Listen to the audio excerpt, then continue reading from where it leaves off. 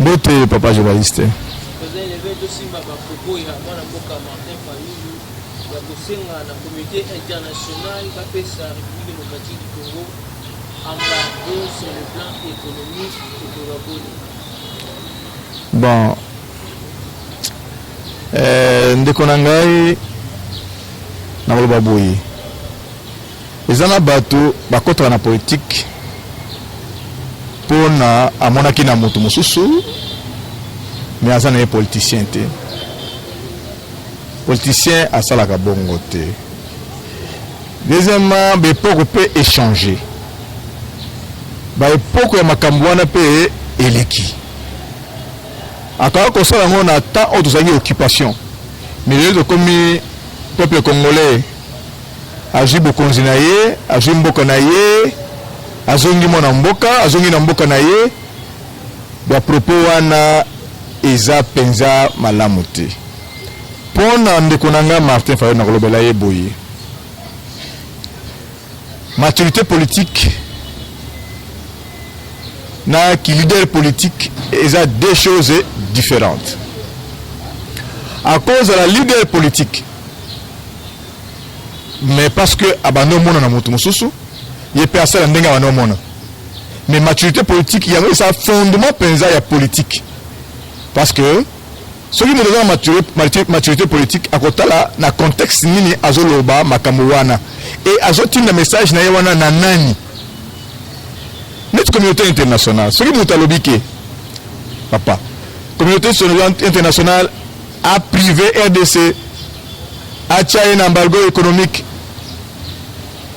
Nani wana azoloba makamuwana. Mutumo azalaki élu, soi-disant élu député national, a tiré Moutouna na parlement, remplaçant suppléant na Azar yé na parlement. Les loyaux, Tokobenga est candidat malheureux, un candidat malheureux, où ils ont envisagé, n'a pas mandat moussous copé sur la candidature naïe, va proposer un contenir en côté. C'est ce que j'ai dit qu'il y a un manque de maturité politique. Mouton a dit qu'il y a un candidat malheureux. Ils ont injurité, ils ont position que Nathan Oyo, Ngaï, peuple a choisi Ngaïté. A choisi Mouninga Nangande Konangaï opposition par exemple. Ndengito Zalaki. Aucune de la communauté internationale a fait ça embargo, surtout la sanction économique dans la RDC. Sanction économique européenne, ça nani. C'est qu'ils ont fait sa sanction économique dans le peuple congolais. Tout le bélango. Le peuple congolais a souffert. Aboyaki Kolbango et Razalaki député national. Halobaki Angoïte. A sali mandat Mobimba en 2011. Et j'ai tenté de dire que Batunios, on va soutenir un gars qui est dans le Parlement, on a des députés qui sont IDPS. Il y a la liste de Kenaïpi na Combo, il y a l'opposition qui a IDPS, à Kotaki, dans le Parlement. Koutoua, il y a non, Nazolanda peuple, bah électeur Nangaï, n'a qu'un représenter Bango, oui, il y a Kendaki. Mais à Zouaki Tan, le Bango, tout ça, il y a une période d'occupation. Tout le monde dictature tout il y a une période d'occupation. Mais la période d'occupation c'est député à régime wana. Atika kolobate le komo teke communauté internationale pesa y embargo. Alobaka angote. C'est que Nathan on a le baki angote. Ce que le mandat au président Félix Antoine Tshisekedi. C'est qu'azo le président Félix azo le peuple congolais que communauté internationale a pesa y embargo, a pesa peuple congolais embargo. C'est que bitumana ye eza bituma politique te bitumana eza positionnement na yimoko zuma siko donc azolu ko moyen ndenge nini ako créer moi ko se voix na place mo ba mo ke ye azali mais politique eza bongo te azana maturité politique te aluka ba encadreur aluka ayeba ayekola ndenge nini basala la politique basala ngo na biloba lobate na cadre ya moto aza perdant na benga ye meilleur perdant akolo biloba la ndenge wana te. Et ce monde peut-être que même la capacité intellectuelle, la faculté et mentale, tu as un doute. Parce que chaque fois, à un discours, à Robanda, na oyo a souci à mon anténazela, a oyo a souci à anténazela, à qui donc c'est quelque part. Il est dans la politique, mais il comprend pas comment faire la politique. Et ça qui est au côté d'un moto avec les Congolais. Et surtout que, Bana Bandundu Bazaka, très intelligent. Moi, nous, c'est vraiment pour nous avoir des écoles qui toquent ma formation, qui toquent primaire et secondaire. Vraiment, mon tour attend primaire qui toque secondaire, il doit connaître les histoires. Et ma propos, on a eu ça qui est, quand tu as doute dans l'identité, parce que nous avons un raisonnement, on a les alakate, politique, on a les alakate. Et aussi, ma propos, on se comprend, on est tellement tôt, on a les alakate, mais on se loba. On est contre le peuple congolais. Non. Ce qui est même un candidat malheureux, c'est un infiltré dans le Congo. C'est un infiltré. Parce que ça a intérêt à peuple congolais. Le président Félix Tshisekedi. Bakendaki campagne, Tseni a décrété. Dans ta campagne, Bandi Basali, campagne. Il y a Zaki na terrain. Mais ça y est, tu as quand pendant on est dans le Balia. Toyoka. Et il y a la campagne. Montrazo qui ne loba un message dans la population pour que avant de l'image un message va voter. Le président a accueilli, il a accueilli. Batamboli. Mais qui est dans Moutouana? Martin Fayulu. Le président Félix Atamboli comme candidat partout sans inquiétude. Mais tel est M. Martin Fayulu. À qui Katanga, la police va mettre des gaz. Babeti no masasi akwei akosi kokufa pour population ba tshane tubaka. Mais non, na période de campagne mutu nyonso alobaka na ye bakangaka mutu te babeta gaz na mutu te. Mais pona ine yela ki ye pona contrat ba compromission na ye muto to saki na compromission tala discours na ye ndenge toyokanaki ke babenda UDPS na mouvement avec machine non, avec fichier électoral non. To benda UDPS na mouvement à côté na quand on a besoin de balar. To pendant mala moko na ndunda. Alors discours na bango il faut ça la ndenge wana ke machine à voter en toboya. Fichier on a toboya. Martin Fayulu aida. Nazo biso Martin Fayulu papa azwa kimbongo. Ya Kabila. Pour nous maintenir discours n'a ko aveugler peuple congolais. N'a ko tromper peuple congolais. Et discours wana nanzela et la commune Katanga on a continué discours échangea. Échangea pour nini IDP Salobaki avant avec ou sans machine n'a quelle élection. Tala leader, tala champion n'enga kendaga avec décision. Et la bima na comprendre na bango wana. Martin Fayulu comment il a moi comment il le côté pas oh machine il faut qu'il y ait papier il a démobilisé la population dès le départ dans l'élection au lieu d'encourager l'élection à ce moment élection au lieu de qu'il ne vote la population ne va pas voter à ce moment ça parce qu'on va kende on va kende ma papier moko boye batala muka ba commune ba biloko boye tout ça est démobilisé qui va électeur na bango moko pour nini pour ba compromission na bango pour nini pour na cop na bango bazwa ki pour na ba élection wana yango ba attaquer pour nini a changer qui discours na niveau Katanga et dans quel Bumbashi discours va changer on to que élection boye bato ba ki mbongo bi interdit to bela ki que tchaka désordre fichier te machine te yozo comment ba élection de nini ba beti gaz pour na mbongo bato aliaki pour na ko ba tandimaki pour na compromission na yi muto ndenge wana aya ko baluka lelo que non vérité des urnes ti aza sincérité toye ko la cause la sincère na vie toye ko la cause la sincère na vie ya ko ba ke to zala ki na kamo ko biso ba opposition et maintenant il faut encourager que il faut qu'on se pela que biso parmi biso l'opposition et surtout leader de l'opposition UDPS parti phare de l'opposition qui a mené tout le monde à la revendication qui a lutté pendant 37 ans a vu pouvoir. Moi je suis rien.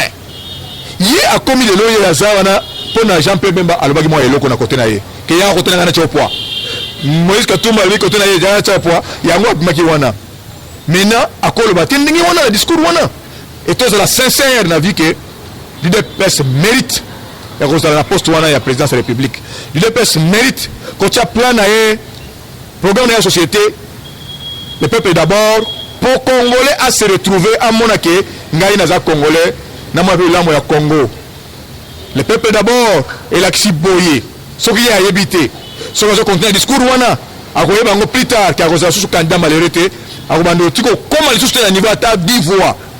Le peuple d'abord, ça signifie tout pour le peuple. Tout au peuple. Et tout avec le peuple.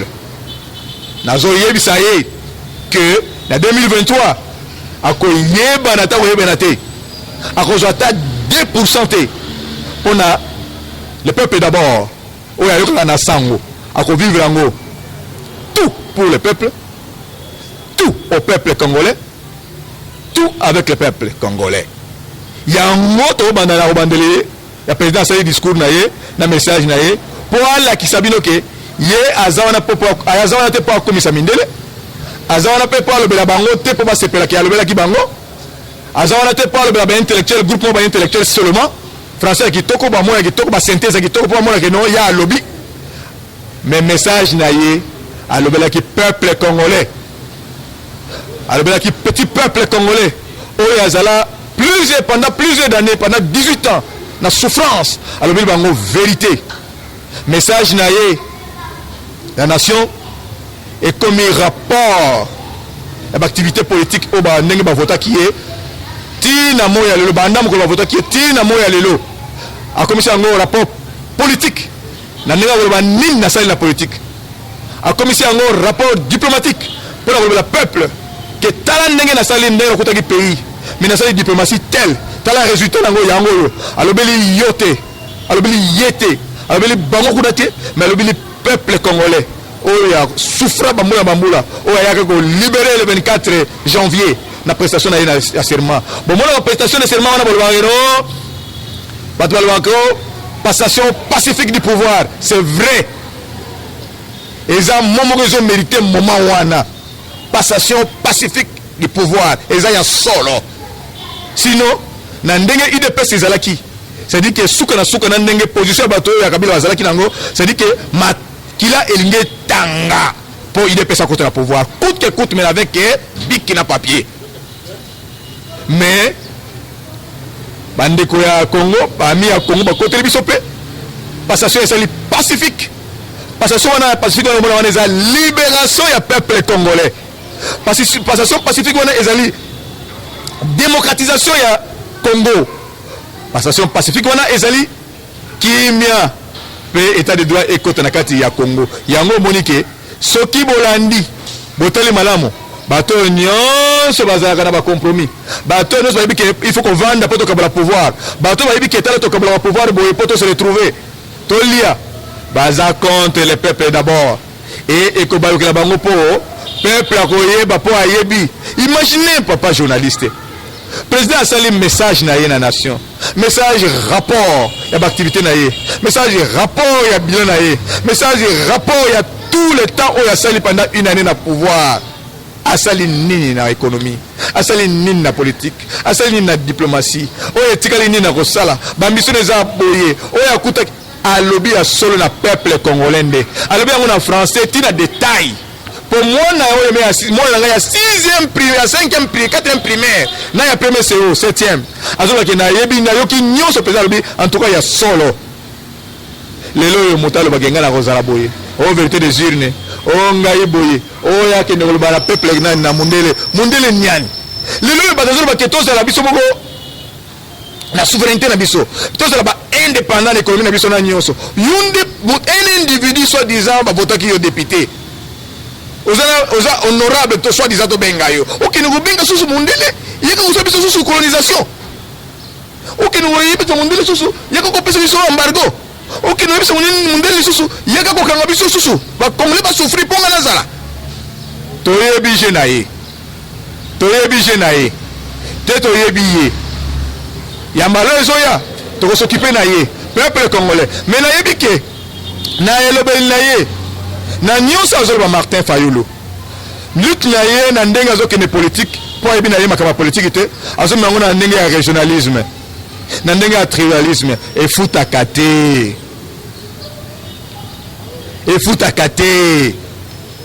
lutte politique il faut kokota kodescendre nango na philosophie politique na idéologie politique au créer ba recette à sika au présenter la population congolaise ose la ba faille ya gouvernement ya mandat ya président Félix ose la ba faille na esele naye au profiter na yango au pesa nani. Mais tu n'as pas le temps de comprendre ce qu'il est en train de faire.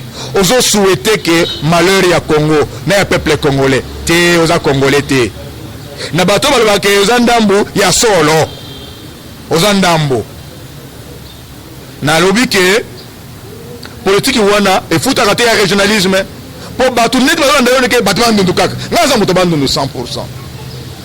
Mais nazomona ke ndeko wana azokende na lutte politique na ye comme si eza ya ye azobenda na ndenge ya régionalisme ya tribalisme te wana lutte politique te po na ndenge azokende na lutte na ye wana Jean-Pierre Bemba na 2023 na bato na babate biso kuna droite siko kokende Équateur ndenge nini moto Équateur ataki yo poa alongwe ok na katanga kuna Moïse atuma biki no na 2023 na kota makambo wana te ya yo siko nana ko tsa su poa na ndenge ozoki mwandambo wana te zonga politicien réfléchir na politique na philosophie ou bien na doctrine moko boye philosophique yo o s'imposer na marque na yo et kokota te na makambo ya koloka Congo kokota te na makambo ya kosala boye pona Congo koluka te ma barrière na Congo barrière na Congo po peuple congolais assis à souffrir déjà et yo pe ozaki na pouvoir oloba et le côté ozaki député o le kate na musique oloba ke no peuple congolais tala moto zo no bino oloba ngote nyonso osala na sima IDPS mo ndambo mais comme ma garantie comme ma gaillardité na biloko pa ba propos oyo ezo bebi sa kutu yo moko donc pona biso IDPS pa propos na ko na sala biso eloko moko te e ko pousa kutu te pona politique ya fachi ndenge za nango kutu to ko sepela ke ntina na ba lire ko ba philosophie wana ba propos na yo wana pour que Fati azana opposante. Et d'ailleurs, il y a UDPS au pouvoir, opposition et cause à la carte. UDPS n'est pas le peuple d'abord. Il y a tout pour le peuple. Ça mon agneau, ça me met tout bas. Nous que moi, la télévision à BTI. BTI sur la même boule à numéro plus 243 81 43 78 78 2. Mon bandit la diaka plus 243 81 43 78 78 2. Ben tamona mona wana bivesi yae. Ben amona mona kati ya television ben s'abonner mingi ben kota ben tala mingi ben na mambo ki pila kelawa ya kitoko. Beto nyos bana lokokilo mosi ngendo mosi kaka na nkwa dienga Félix Antoine Tshisekedi nkwa dienga nzambi ke na yandi ben bigala mboto mpangi na munu ben zinga mbote place benikele. Eshima, votre magazine qui bat au rythme de l'actualité. Une réponse à vos besoins en information, un éclairage dans divers domaines. Impartial, documenté, instructif. Eshima au cœur de l'info. Retrouvez la nouvelle édition. Exclusivité. Sakombi Molendo, le réformiste qui vient stopper l'hémorragie, suspension des fonctionnaires peu intègre, numérisation des titres fonciers et climat de confiance avec les collaborateurs, le nouveau gestionnaire des terres congolaises fixe les nouvelles règles de jeu. Focus, Lambert Mindi, Omalanga, le souverainisme comme un dogme. Redressement délaissé, Tomaluaka Losenjola, l'homme de la situation. Dossier Eshima, fini les vacances, vive les rentrées. De la politique au judiciaire, en passant par les scolaires, les derniers trimestres de l'année 2019 en RDC est décoiffant. Économie, BCC, un cadre des rétrocommissions et détournements à passer au peine fin. Découverte, Claude Ibalanki et Colomba, les coordonnateurs du MNS au centre de l'action de Félix Tshisekedi dans le Grand Lac. Les dialogues et pourparlers en RDC qu'en tire le peuple. Tubaou, la clé de la mythologie kassaïenne. Retrouvez l'intégralité du magazine Eshima dans les kiosques. Eshima Magazine, un nouveau standard d'information.